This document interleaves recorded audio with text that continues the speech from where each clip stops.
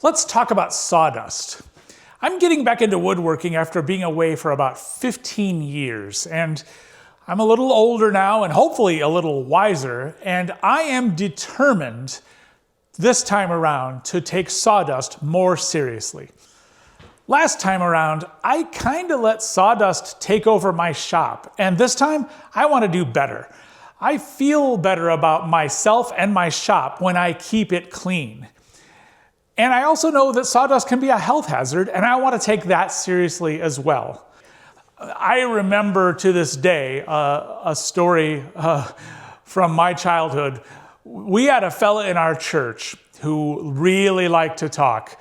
Some might call him a windbag, I suppose. And I remember one day my dad saying, "Man, that guy could talk about nothing. He could talk about anything at all. I bet he could talk for 35 minutes about sawdust." And that, at the time, struck me as really funny. So funny that it was one of those moments that I couldn't stop laughing, and that's probably why I still remember it decades later. But today, it's not as funny as it was then, because I could talk for 35 minutes about sawdust easily. Is that because I'm a windbag? Maybe. But the fact is, sawdust is important for woodworkers. There's lots to say. Now, before you get too worried, this video will be much shorter than 35 minutes. In fact, I'm only going to make one point. I'm going to say what I think is the most important thing to know about sawdust. And that thing is, there are two kinds of sawdust. There is the kind that annoys you, and there is the kind that harms you. The kind of sawdust that annoys you is this kind. Here's some on the bed of my jointer. Here's some on the cabinet of my jointer. Here's some on my planer. Why does it annoy us? Because it's a mess. I've been cleaning this shop out for weeks, and I'm still not caught up. This sawdust in the corner where I've got a whole bunch of stuff sitting that I haven't organized yet, this sawdust is 15 years old. Here's the bucket for my dust collector. It's filled with sawdust, the annoying kind. But this is the best I can do. I got it in a place where it's fairly easy to bag it up and throw it away, because it's trash. Now, the other kind of sawdust is the kind that harms you. And I would love to show you a picture of that sawdust, but I can't. And that's very much the point. You can't see it. It's too small. This is the very, very fine sawdust that our woodworking tools produce that is invisible to the naked eye. It floats around and it gets in our air and we breathe it in and it harms us. The fact is, the curlings that come out of your jointer and planer are so large they can't float around and get in your lungs. They annoy you because they're a mess, but they're not as big of a health hazard as the really, really tiny particles that float around and you breathe them in. So just as we have two different kinds of sawdust, we need two different approaches to deal with them. The annoying sawdust is fairly obvious. It's trash. We just need to gather it and throw it away.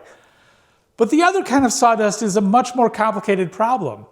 It's not trash, not in the sense that we can sweep it up and put it in the trash can, because you can't see it. It's just something we want to keep out of our air. We just don't want to breathe it in. No solution will address both problems at the same time. They are separate problems.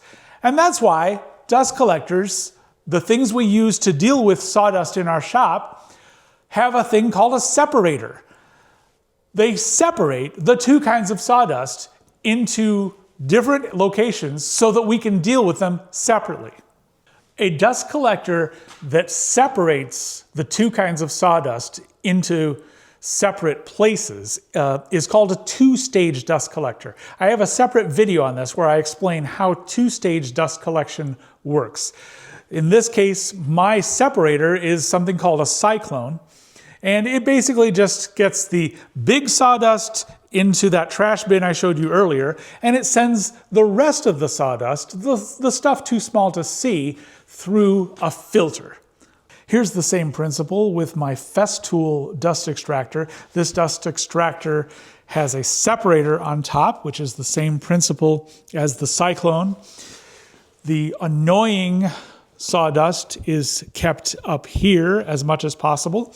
The more harmful, tiny particles of sawdust make their way down into the dust extractor itself, which has a HEPA filter to keep it out of the air. Most dust collectors that you see on the market have a filter, and it's tempting to think that a filter is the most important part of a dust collector. And it is pretty important, I'll grant you that. However, let's take a step back and talk about what our real goal here is for this sawdust that harms you, sawdust that is too small to see. We just don't want to breathe it. We want it out of our air, and we can't gather it and sweep it up like the other kind of sawdust.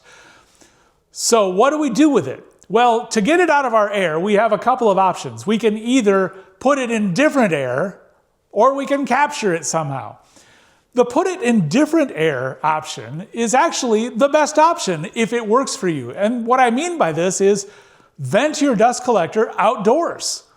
If you have sufficient space around your shop, then venting outdoors is the safest thing, because these small particles are harmful only when the concentration is high enough. And if you vent your dust collector outdoors into the atmosphere is really big. And you're not going to be able to, as a hobbyist woodworker, vent enough sawdust outdoors to cause any health concerns for anyone, as long as you have enough space around your shop. The fact is, venting your dust collector outdoors for many of us isn't really feasible, either because there isn't enough space or because we don't want to vent our heated or cooled air outdoors and thus have to heat or cool again. And this is why most conversations about dust collectors turn rather quickly to the topic of air filters. The air filter of your dust collector is important. We pay a lot of attention to these things when we set up our dust collection, and for good reason.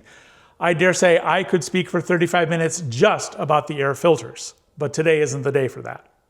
However, I will say this. It is very common to have a good air filter with your dust collector and then also have a secondary device which simply blows air around through another filter. This is to catch the very fine dust that never made it into your dust collection, because the capture of dust from our machines is not perfect. And some of it gets out and it floats around your shop, and you need another way to catch it. These separate air filters come in all shapes and sizes, and this one is not at all impressive. It's simply a furnace filter stuck on the back of a fan. And by stuck, I mean it's just sitting there, allowing the suction of the fan to hold it in place while the fan is turned on, which it almost always is. I turned it off because I'm filming a video about it and it's loud. Nonetheless, this is not a great solution, but it is so much better than nothing. If you have no separate filter after your dust collection filter, this is a worthwhile and easy step. Grab a fan, grab an air conditioning filter, pair them up and turn it on. It will help the quality of the air in your shop. When I claimed that we have two kinds of sawdust and we need two separate ways of dealing with them, let's talk for a minute about that. For example, what if I vented both kinds of sawdust outdoors? Well, okay, that might work if you are okay with having lots and lots of large, visible, annoying, messy sawdust wherever you're venting it outdoors. What if I were to put both kinds of sawdust through a filter? Well, that would basically, all of the big parts of the sawdust, the annoying, messy parts, would be clogging up your filter, and your filter wouldn't work very well anymore, and it would be not a lot better than no filter at all. So as I said, the main point of this video is that there are two kinds of sawdust. I want to punctuate that point by saying it a different way, and that is this. Let us imagine that this dust collector, I took off the filter. I would keep the intake and the separator with its blower, but then for the rest of the air, instead of blowing it outdoors or blowing it through a filter, what if I just removed this and the filter and allowed the air to blow into my shop? This, which no one does, hopefully, would be the design that is perfectly optimized to harm my health. I'm not saying anyone is likely to get a dust collector that is just a separator with no filter and vent it inside their shop. Nonetheless, if we did do that, it would be about the best possible way to harm our health. Because the reality is the separator would be capturing the mess, the annoying part of the sawdust, and it would be blowing the harmful part of the sawdust into our air. We would end up with the illusion, perhaps, that our shop is clean because the annoying stuff got captured as trash, but we would be amplifying the harmful parts and breathing it into our lungs all the time. Bottom line, if you are making sawdust, I strongly recommend that you be aware of the two kinds of sawdust and find a way to deal with each of them in whatever way makes sense for you. In both cases, for the sawdust that annoys you and for the sawdust that harms you, there are many options for how to deal with them. Those options range from inexpensive to really, really expensive. But the one thing in common is that almost any measure is much better than doing nothing at all.